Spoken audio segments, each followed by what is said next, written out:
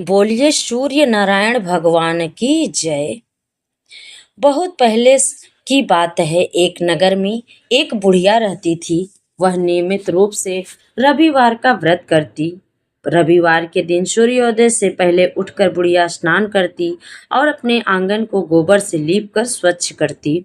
उसके बाद सूर्य भगवान की पूजा करते हुए रविवार का व्रत सुनकर सूर्य भगवान का भोग लगाकर दिन में एक समय भोजन करती थी। सूर्य नारायण की कृपा से बुढ़िया को किसी प्रकार की चिंता और कष्ट नहीं था।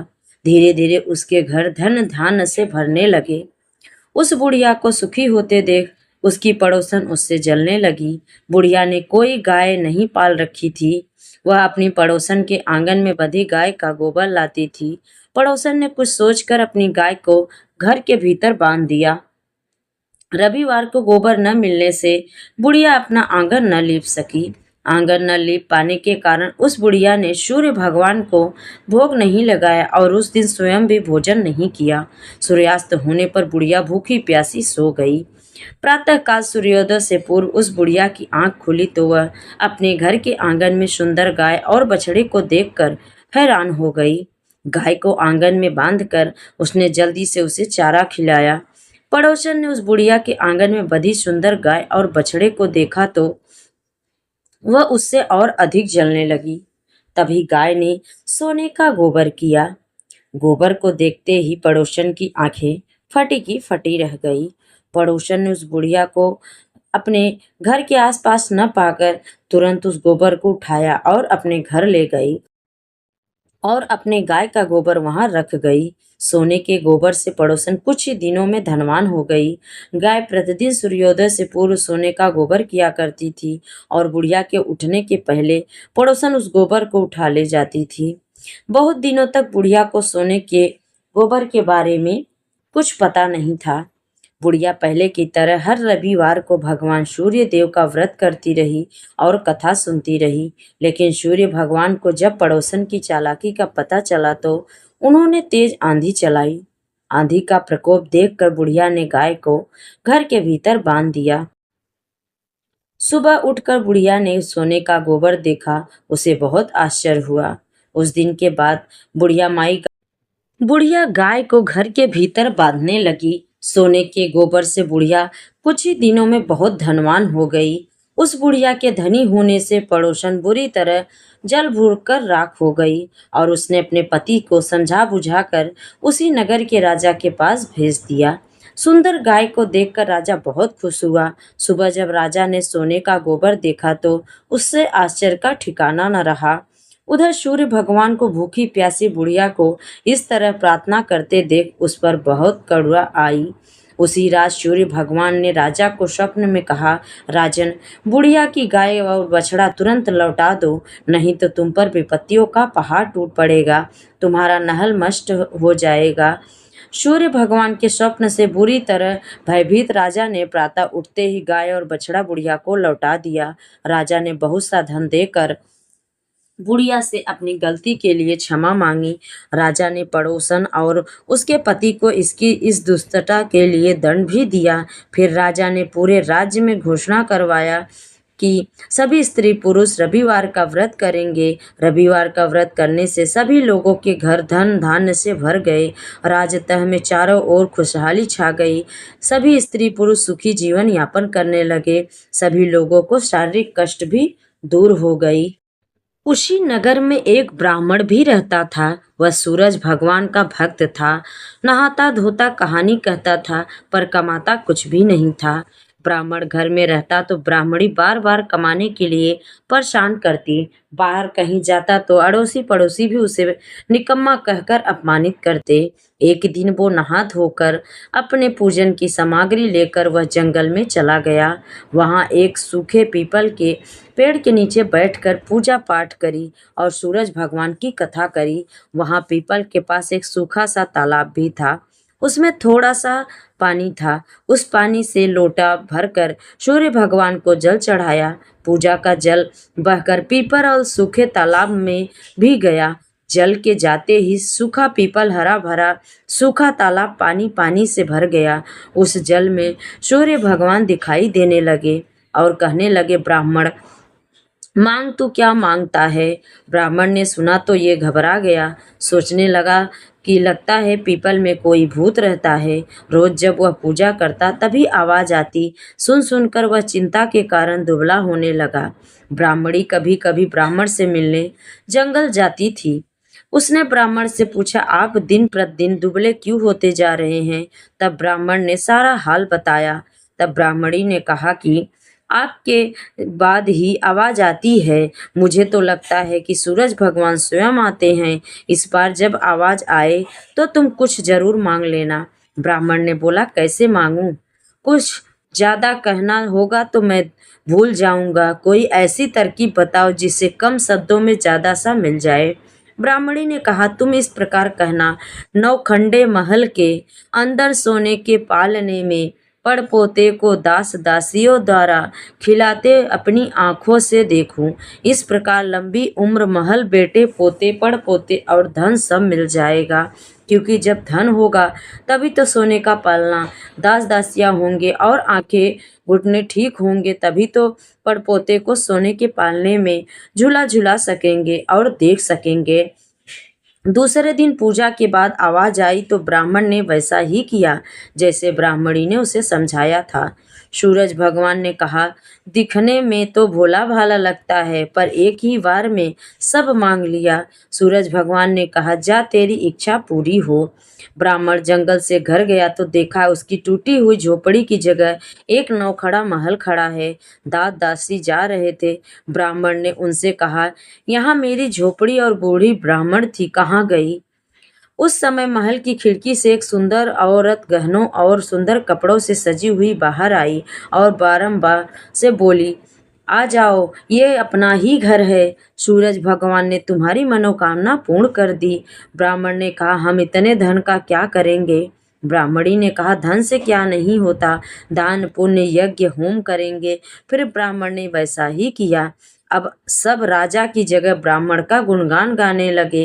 राजा ने यह सब सुनकर ब्राह्मण को बुलाया और पूरा पूछा, कल तक जो आपको खाना भी नहीं मिलता था, आज ये धन कैसे आ गया? कहाँ से चोरी डकैती डाला? ब्राह्मण ने कहा कि ये सब तो सूर्य भगवान की कृपा है और सारी कहानी बता दी। राजा ने कहा, मेरे पुत्र नहीं हैं तो मुझे क्या करना चाहिए?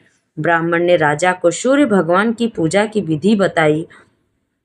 राजा ने वैसा ही किया, उसके पुत्र हो गया। सब लोग सूर्य भगवान की जय जयकार करने लगे। हे सूर्य भगवान, जैसे आपने ब्राह्मण और राजा की मनोकामना पूर्ण की वैसी सबकी करना। कहानी कहने वाले की, कहानी सुनने वालों की, सबकी मनोकामना पूर्ण करना।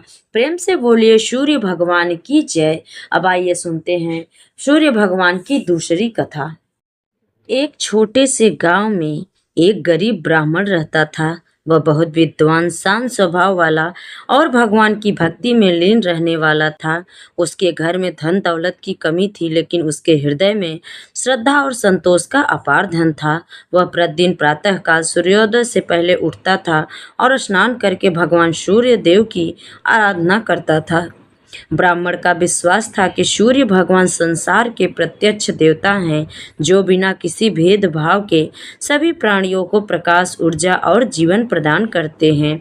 वह प्रतिदिन जल का अर्घ्य देकर सूर्य देवता से प्रार्थना करता है, हे प्रभु, मेरे जीवन में चाहे कितनी भी कठिनाइयां आएं, लेकिन मेरी भक्ति और धर्म का मार्ग कभी ना छूटे। उस ब्राह्मण की पत्नी भी बहुत धर्मपरायण और पतिव्रता थी। दोनों पति पत्नी गरीबी में भी प्रसन्न रहते थे। वे अपनी क्षमता के अनुसार अतिथियों की सेवा करते और भूखे को भोजन कराने का प्रयास करते। कई बार ऐसा होता कि घर में केवल एक समय का भोजन होता, फिर भी यदि कोई साधु या अतिथि आ जाते तो वे अपना भोजन उन्हें दे देते। एक दिन गांव में बहुत बड़ा अकाल पड़ा। खेत सूख गए, लोगों के पास खाने के लिए अन्न नहीं बचा। ब्राह्मण के घर में भी अन्न का एक दाना नहीं था। उसकी पत्नी ने दुखी होकर कहा, हे स्वामी, हमारे घर में अब भोजन भी नहीं है, हम अपनी पूजा और धर्म कैसे निभाएंगे? ब्राह्मण ने शांत भाव से उत्तर दिया कि हे देवी, चिंता मत करो, जिसने संसार को बनाया है वही हमारी रक्षा करेगा। हमें अपने कर्म और भक्ति को नहीं छोड़ना चाहिए। सूर्य भगवान सबके जीवन के पालन करता है, उनकी कृपा से असंभव भी संभव हो सकता है। उस दिन ब्राह्मण ने अब पहले से अधिक श्रद्धा के साथ सूर्य देव की पूजा की। उसने नदी में स्नान किया और कमल के फूल शुद्ध जल से सूर्य भगवान को अर्घ्य दिया। उसने हाथ जोड़कर प्रार्थना की, हे सूर्य भगवान, आप संसार के नेत्र हैं, आप ही जीवन देने वाले हैं। यदि मेरी भक्ति सच्ची है तो मेरे घर से धर्म और सेवा का दीपक कभी बुझने नहीं देना। ब्राह्मण की सच्ची श्रद्धा देखकर भगवान प्रसन्न हुए। रात के समय सूर्य देव ने ब्राह्मण को स्वप्न में दर्शन दिए। सूर्य भगवान ने कहा, हे ब्राह्मण, तुम्हारी भक्ति और सत्य से मैं प्रसन्न हूँ। तुमने कठिन समय में भी धर्म का त्याग नहीं किया। मैं तुम्हें एक ऐसा वरदान देता हूँ जिससे तुम्हारे घर में कभी अन्न की कमी नहीं होगी। ब्राह्मण ने हाथ जोड़कर कहा, हे प्रभु, मुझे धन और वैभव की इच्छा नहीं, मुझे केवल इतना आशीर्वाद दीजिए कि मेरे घर आए हुए किसी भी अतिथि को कभी खाली हाथ न लौटना पड़े और मेरे मन में हमेशा आपकी भक्ति बनी रहे। सूर्य भगवान ने कहा, हे ब्राह्मण, तुम्हारी इच्छा बहुत पवित्र है। जो व्यक्ति दूसरों की भलाई के लिए प्रार्थना करता है उस पर सदैव मेरी कृपा बनी रहती है। यह कहते हुए सूर्य भगवान ने उसे एक दिव्य पात्र प्रदान किया और कहा, इस पात्र में जितना भी अन्न निकालोगे वह कभी समाप्त नहीं होगा। प्रातःकाल जब ब्राह्मण की आंख खुली तो उसने अपने पास एक दिव्य पात्र रखा हुआ देखा। उसने सूर्य भगवान को प्रणाम किया और अपनी पत्नी को सारी बात बताई। दोनों ने सूर्य देव का धन्यवाद दिया। उस दिन से ब्राह्मण के घर आने वाला कोई भी व्यक्ति भूखा नहीं लौटता था। गांव के गरीब, साधु और जरूरतमंद लोग उसके घर भोजन प्राप्त करने लगे। ब्राह्मण ने उस दिव्य वरदान का उपयोग केवल सेवा और धर्म के लिए किया। धीरे धीरे पूरे गांव में ब्राह्मण की दया और सूर्य भगवान की कृपा की चर्चा होने लगी। लेकिन संसार में जहां अच्छाई होती है वहां परीक्षा भी आती है। एक दिन गांव के कुछ लोगों के मन में ईर्ष्या उत्पन्न हुई। उन्होंने सोचा कि इतना गरीब ब्राह्मण अचानक इतना समर्थ कैसे हो गया। उन्होंने उसके रहस्य को जानने का निश्चय किया। एक व्यक्ति ने ब्राह्मण से पूछा, हे ब्राह्मण, आपके घर में इतना अन्न कहाँ से आता है? ब्राह्मण मुस्कुराकर बोला, यह सब सूर्य भगवान की कृपा है। जो कुछ मिला है वह प्रभु की देन है। लेकिन कुछ लोग उसकी बात पर विश्वास नहीं कर पाए और उन्होंने इस दिव्य पात्र को प्राप्त करने की योजना बनाई।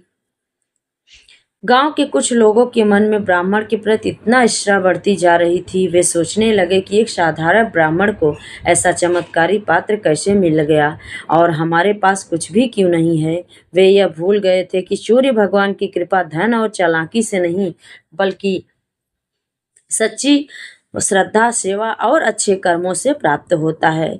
उन श्रद्धालु लोगों में एक धनवान व्यक्ति भी था। उसके पास बहुत धन था लेकिन उसके मन में संतोष नहीं था।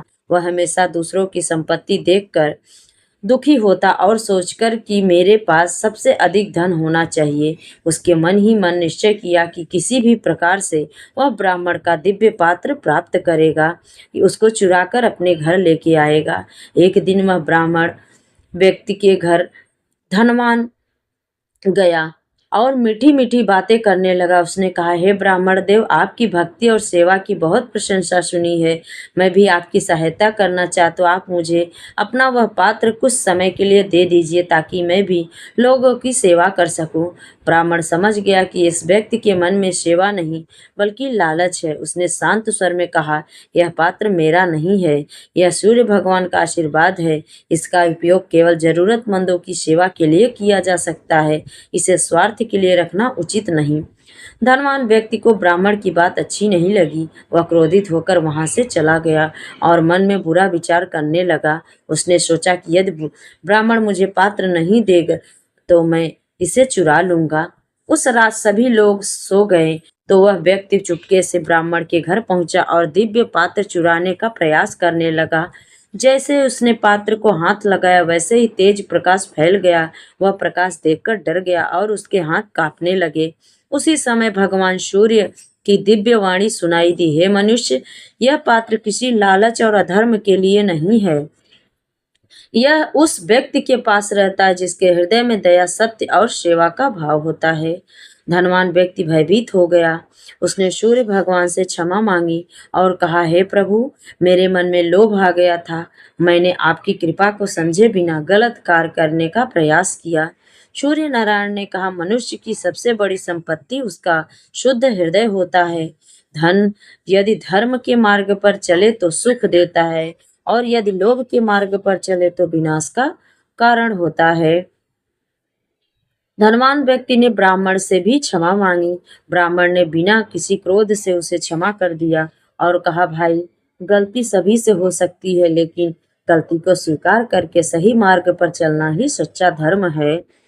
इस घटना के बाद गांव के लोगों के मन में ब्राह्मण के प्रति और भी सम्मान बढ़ गया। अब सभी लोग समझ गए कि सूर्य भगवान की कृपा केवल पूजा करने से नहीं बल्कि अच्छे विचार और अच्छे कर्मों से प्राप्त होती है।